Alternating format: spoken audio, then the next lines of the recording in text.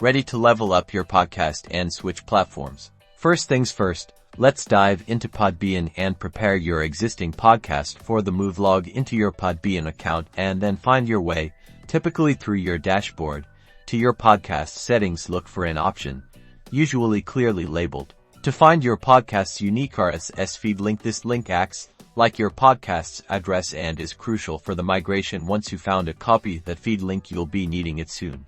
Finally, before leaving Podbean, make sure that all your podcast episodes are set to public. Now it's time to head over to Buzzsprout. To make the big transfer happen, sign up for a Buzzsprout account. You'll have to choose the best plan, but once that's done, you can import your podcast feed within your Buzzsprout dashboard. Look for the option to import podcast. You'll be asked to paste that RSS feed link you copied from Podbean. After pasting the link, Buzzsprout will begin importing your episode information and cover art.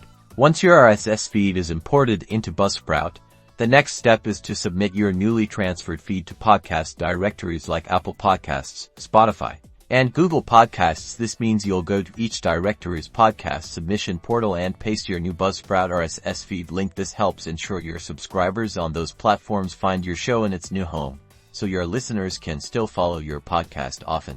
The directories will reach out to your previous feed creator to confirm the transfer via email, so your access to your Podbean associated email and the new Buzzsprout email is important. It's essential to keep your podcast active and consistent while migrating. To minimize listener disruption, continue to publish new episodes on Podbean, just as you usually would, as Buzzsprout pulls and imports all the past episodes. Then once ready, change the Podbean to private, or delete it entirely. Once you have the complete podcast and back catalog on Buzzsprout, you can continue to schedule episodes, run analytics, and engage with your listeners. That's it.